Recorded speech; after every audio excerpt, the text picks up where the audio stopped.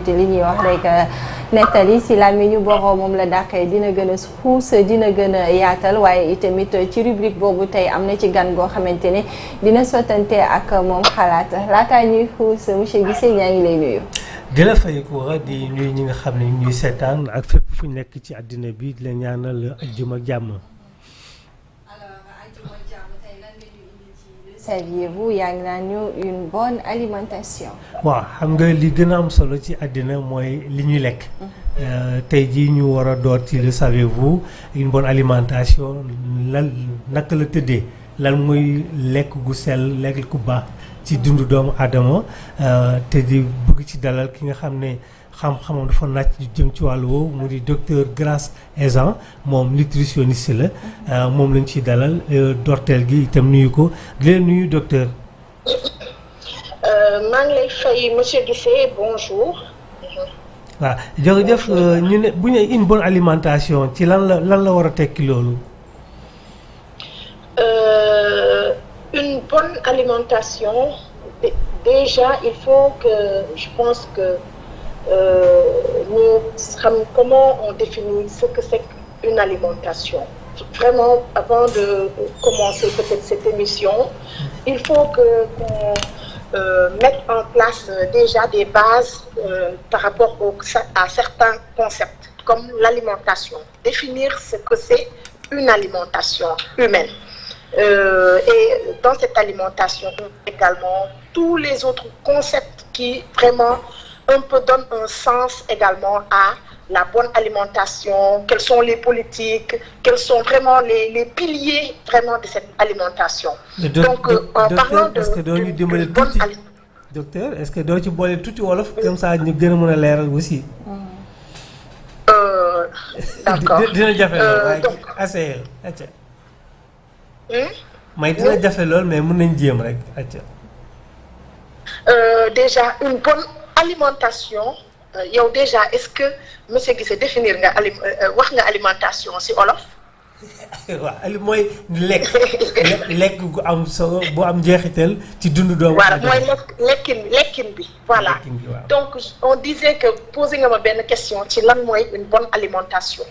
donc une bonne alimentation man dama doon wax ne pour ñu mën a définir une bonne alimentation déjà il faut ñu mën a définir ak vraiment suñuy auditeurs yi et tout il faut ñu permettre leen ñoom tamit ñu xam yenn concept yi lu mel ni lan mooy alimentation lan mooy souveraineté alimentaire lan mooy sécurité alimentaire lan mooy une bonne nutrition ak yeneen concept mooy yeneen baat yoo xamante ne vraiment bëri na ñu koy utiliser ñu war a mën a partager donc alimentation déjà processus la processus boo xam ne day permettre nga consommer ay aliments donc alors que nutrition processus physiologique la alimentation mën nañu wax ne moom processus la boo xamante ne en fait ça prend en compte la culture la sociologie géographiquement également dañuy jël en compte parce que l'alimentation par exemple sénégalaise peut être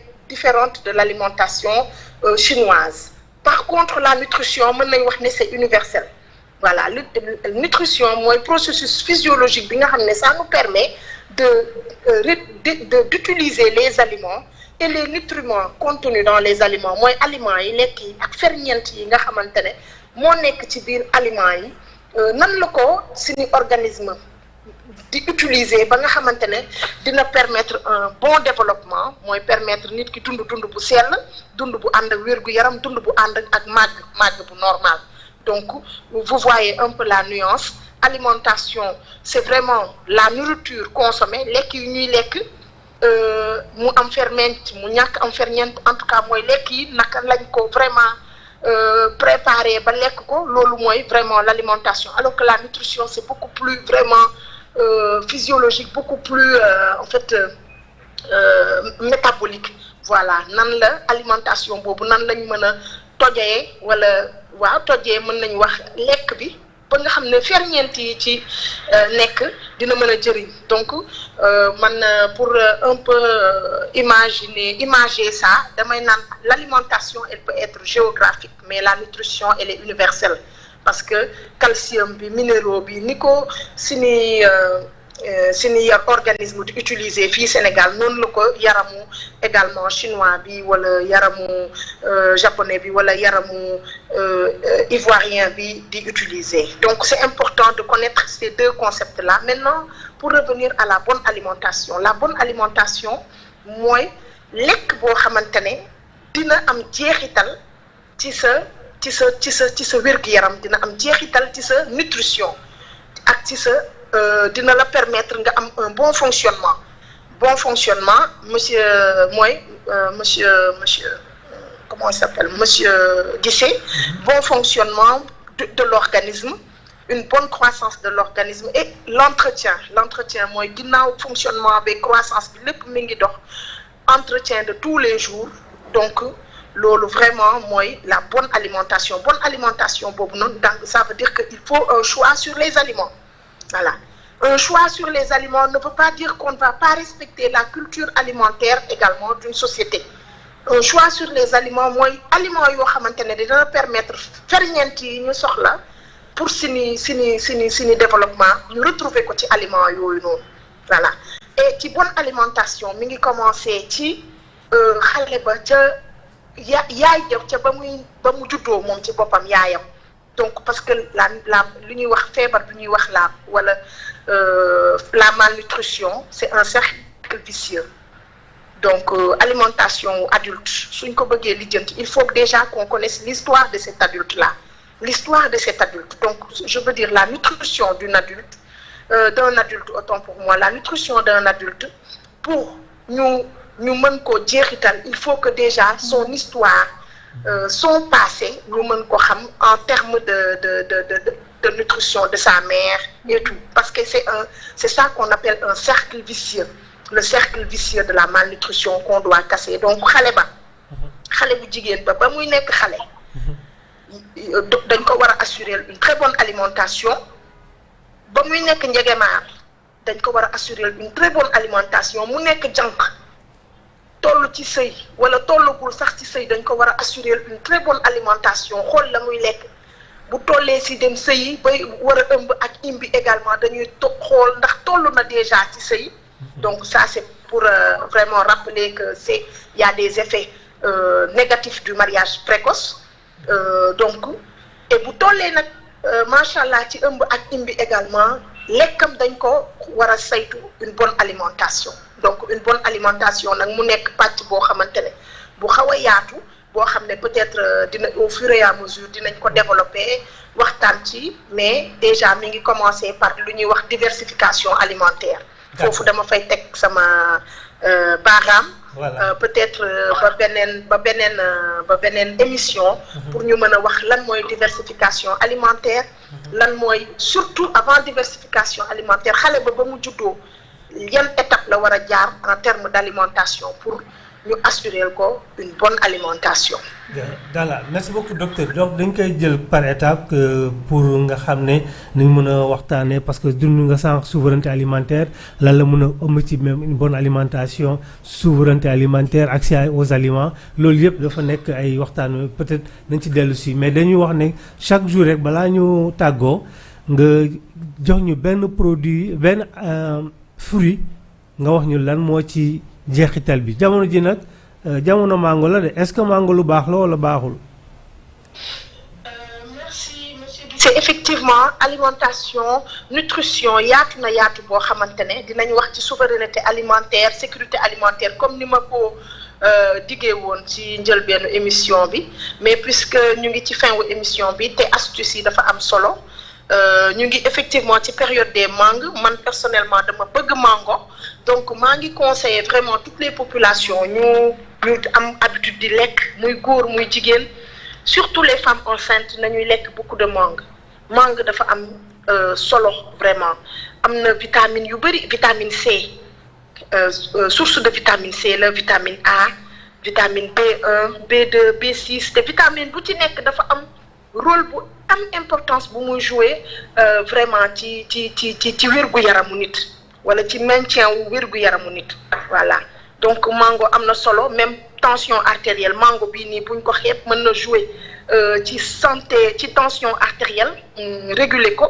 mango mën baax na ci santé cérébrale santé des nerfs santé du cerveau pour bañ a dugg ci vraiment aspect scientifique wala aspect médicaux yi mango baax na vraiment si yax également mango baax na si yax ak vitamine K am na tuuti vitamine K c'est important baax na ci dëgëral yax mais également de réduire les risques de maladies cardiaques donc man li may conseiller mooy vraiment on est en période où benn lekk bu amee il faut qu'on recommande vraiment à la population ñuy lekk vraiment fruits boobu on a nos fruits voilà on a nos fruits xool fu ñu ko mën a jëndee consommer ci bu baax jox xale ñu lekk ci bu baax. est-ce que am na waxtu bu ñu koy lekk vraiment. Et également surtout nos chers chefs cuisiniers man ñooñu il faut que ñu leen di adresser également ay messages les chefs cuisiniers sénégalais qu'ils partagent des recettes de nos produits du terroir donc mangue bi ils peuvent nous partager des recettes en dehors des jus locaux il y a des mets des plats qu'on peut préparer à base de mangue et autres vraiment loolu laa doon conseil astuce du jour et je vous dis au revoir ou bien. Merci beaucoup docteur kon jërëjëf. merci beaucoup. voilà jërëjëf. donc ñoo ko déggandoo Koura xam naa ne mango moom bootul mu cher ren yi bu ñu ñëpp déggee daal peut-être ñëpp duñ ci mën a jot.